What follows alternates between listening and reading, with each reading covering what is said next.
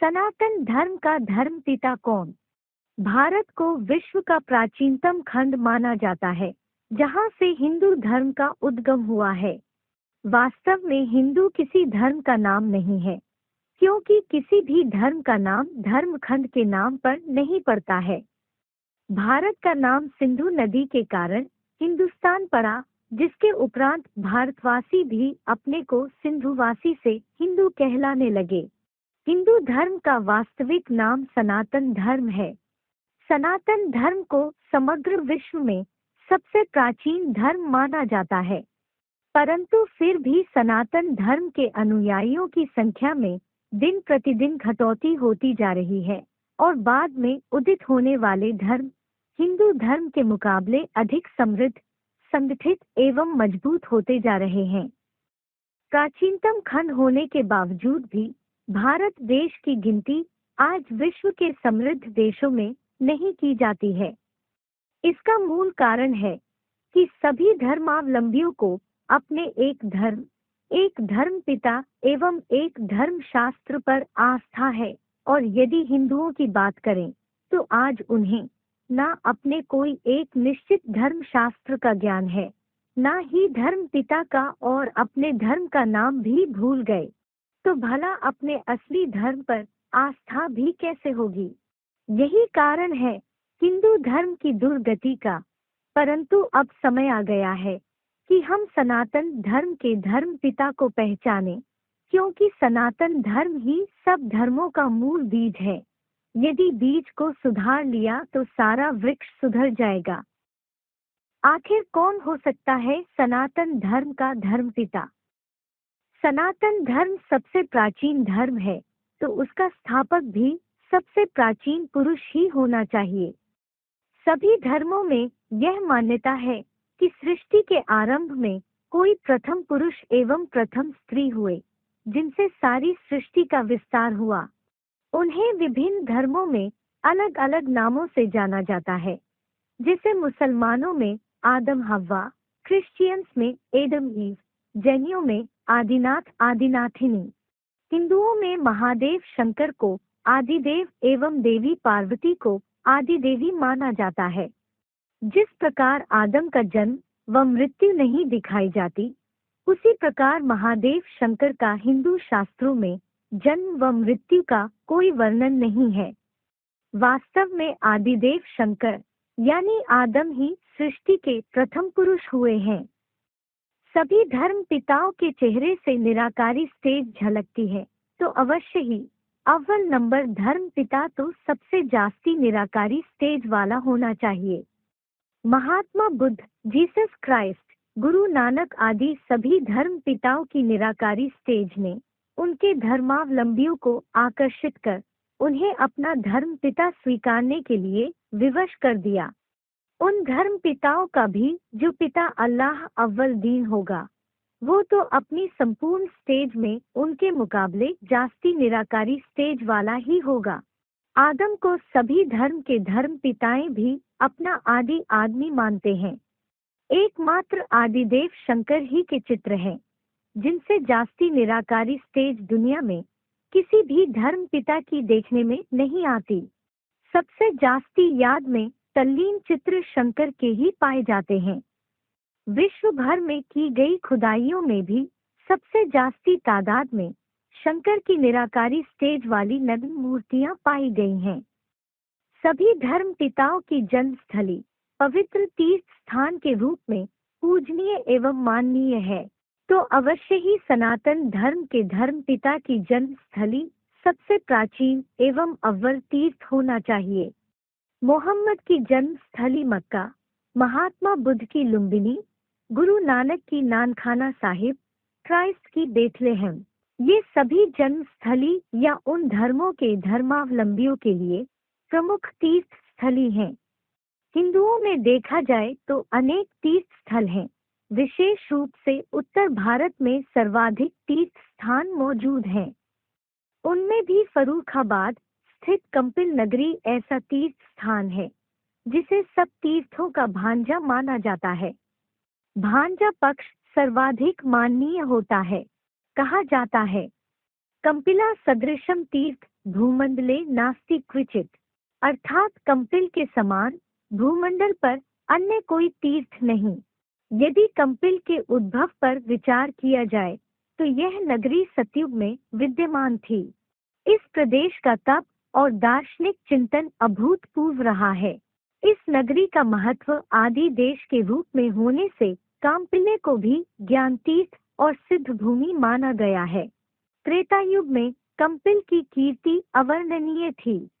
ऐसा कहा जाता है कि रावण भी यहाँ के वैभव को देखकर आश्चर्यचकित हो गया था। वास्तव में काम्पिल्य प्रदेश भारत के हृदय और मस्तिष्क के रूप में धड़कन उत्पन्न करता रहा है। इस नगरी के बारे में उपनिषदों आदि ग्रंथों में प्रभूत सामग्री बिखरी पड़ी है। काम्पिल्य की गणना भारत की प्राचीनतम नगरियों में की जाती है। विमलनाथ पुराण में कहा है, तदैव कंपिला नामना विद्यते परमापुरी, दोषैर्मुक्ता गुणयुक्ता धनाढ़ स्वर्ण संग्रहा, अर्थात कंपिल नाम की परमपुरी सभी दोषों से मुक्त है। यहाँ के निवासी गुणवान, धनवान और स्वर्ण के स्वामी हैं। जैन ही नहीं, बुद्ध साहित्य में भी काम्पिल्य की कीर्ति का अद्भुत वर्णन है। यही क्षेत्र आदि सृष्टि का स्थल माना गया है। सभी धर्मों का नाम उनके धर्म पिता के नाम पर पड़ता है, तो अवश्य ही सनातन धर्म का नाम उस धर्म के धर्म पिता के नाम से मेल खाना चाहिए। शंकर को ज्ञानेश्वर एवं योगेश्वर की उपाधि दी जाती है। वहीं दूसरी ओर ब्रह्मा का बड़ा पुत्र सनत कुमार जो ज्ञान एवं योग में बड़े पारंगत थे, उन्हें भी यही उपाधि दी जाती है। परंतु विचार करने योग्य बात है कि योगियों एवं ज्ञानियों के ईश्वर अर्थात श्रेष्ठ शासनकर्ता भला दो कैसे हो सकते हैं। इसका स्पष्टीकरण देते हुए ऋग्वेद में ऋचा आई है, एको सद्विप्रा बहुधा वदंती, अर्थात एक ही सच्चा ब्राह्मण है जिसकी अलग अलग नामों से महिमा की गई है, कहीं राम कृष्ण, कहीं शंकर आदि। वास्तव में एक ही व्यक्तित्व है जो सबका ईश्वर है। वह है आदि पुरुष सनत कुमार शंकर, जिसके नाम पर सनातन धर्म का नाम पड़ता है। सभी धर्म के धर्म शास्त्र अपने धर्म पिता का परिचय देते हैं, तो अवश्य ही हिंदू धर्म का धर्म शास्त्र में भी हिंदू धर्म के धर्म पिता का परिचय वर्णित होगा। दुनिया में जितने भी धर्म पिताएं हुए हैं, सभी अपने समय पर आए, धर्म की धारणाओं का उपदेश देकर चले गए। बाद में उनके उपदेशों को शास्त्र के रूप में संग्रहित किया गया, जो कि उस धर्म का धर्म शास्त्र कहलाया जाने लगा। धर्म शास्त्र अर्थात धर्म को शासन करने का विधान। जैसे मुसलमानों का कुरान, बौद्धियों का धम्मपद, क्रिश्चियन का बाइबल, सिखों का गुरु ग्रंथ साहिब आदि। सभी धर्म वालों को अपने उस एक धर्म शास्त्र पर ही आस्था रहती है। हिंदुओं में देखें तो मात्र कहने के लिए गीता हिंदुओं का धर्म शास्त्र है, परंतु सभी हिंदुओं को गीता पर आस्था नहीं है, क्योंकि हिंदुओं में अनेक देवताएं हैं जिनकी महिमा में अनेक शास्त्र बने हुए हैं। सभी हिंदुओं ने अपने अपने शास्त्र का चुनाव कर लिया है जिसे वे महत्व देते हैं, जिस पर उनकी आस्था है। परंतु सब शास्त्रों का माई बाप गीता को ही माना गया है। लेकिन गीता में एक भारी भूल कर दी कि गीता का भगवान कृष्ण को बता दिया, परंतु वास्तव में गीता का भगवान शिव शंकर भोलेनाथ हैं, और इस तथ्य को स्वयं गीता प्रमाणित करती है। इस तथ्य की विस्तृत जानकारी हेतु गीता का भगवान पुस्तक का अध्ययन करें। सभी धर्मावलंबी अपने धर्म के स्थापक को पिता मानते हैं, तो अवश्य ही हिंदू धर्म के धर्म पिता को समस्त हिंदू धर्मावलंबी द्वारा माननीय होना चाहिए। सभी धर्म वालों की आस्था अपने एक धर्म पिता पर ही होती है। सभी के लिए एक धर्म पिता ही पूजनीय एवं माननीय होता है, परंतु एक हिंदू धर्म ही ऐसा धर्म है जिसमें सभी हिंदुओं के अपने अलग अलग देवता हैं जिन पर उनकी आस्था है। सभी अपने अपने देवताओं को ही सर्वोपरि मानते हैं। इसी कारण से हिंदुओं में एकता नहीं अपितु अनेकता है। समस्त हिंदू संप्रदाय त्रिमूर्ति के आधार पर 3 भागों में बटा हुआ है। ब्रह्म समाजी, वैष्णव पंथी, शैव संप्रदाय तीनों ही अपने को एक से बढ़कर एक मानते हैं, परंतु यह तथ्य समस्त हिंदुजनों द्वारा माननीय है कि शंकर को ही महादेव एवं विश्वनाथ की उपाधि दी गई है एवं विश्व भर में की गई खुदाइयों में भी शिवलिंग या नग्न शंकर की मूर्तियां ही सबसे जास्ती तादाद में पाई गई हैं, जो सिद्ध करता है कि एक समय था जब शंकर की सृष्टि पर सार्वभौम सत्ता थी। उपरोक्त सभी तथ्यों पर दृष्टिकोण डालते हुए यही निष्कर्ष निकलता है कि सनातन धर्म के धर्म पिता, सृष्टि के प्रथम पुरुष आदम आदिदेव शंकर ही सनत कुमार हैं, जिनका शासन समस्त सृष्टि पर था। इसी कारण उन्हें महेश अर्थात महान शासनकर्ता भी कहा जाता है। उनके द्वारा ही सनातन धर्म की स्थापना होती है, जिसका पूरा नाम है आदि सनातन देवी देवता धर्म। देवताएं कोई हमसे भिन्न नहीं होते, अपितु हम मनुष्य ही दिव्य गुणों की संपूर्ण धारणा से देवता बन सकते हैं, जिसका प्रमाण श्रीमद् भगवत गीता में भी मिलता है, जिसमें भगवान अर्जुन को उपदेश देते हैं कि हे नर अर्जुन, तू ऐसी करनी कर कि नर से नारायण बन जाए। हे नारी द्रौपदी, तू ऐसी करनी कर कि नारी से लक्ष्मी बन जाए। जब आदि सनातन देवी देवता धर्म सनत कुमार के द्वारा स्थापन होता है, तो अवश्य ही उस धर्म की धारणाओं का ज्ञान देने वाले आदिदेव सनत कुमार ही होंगे। परंतु विचार करने योग्य बात है कि इतनी उत्कृष्ट धारणाओं का ज्ञान, जिसके अनुसरण से देवी देवता बन जाए, ऐसे ज्ञान की जानकारी अर्जुन आदम आदिदेव महादेव को किसने दी होगी।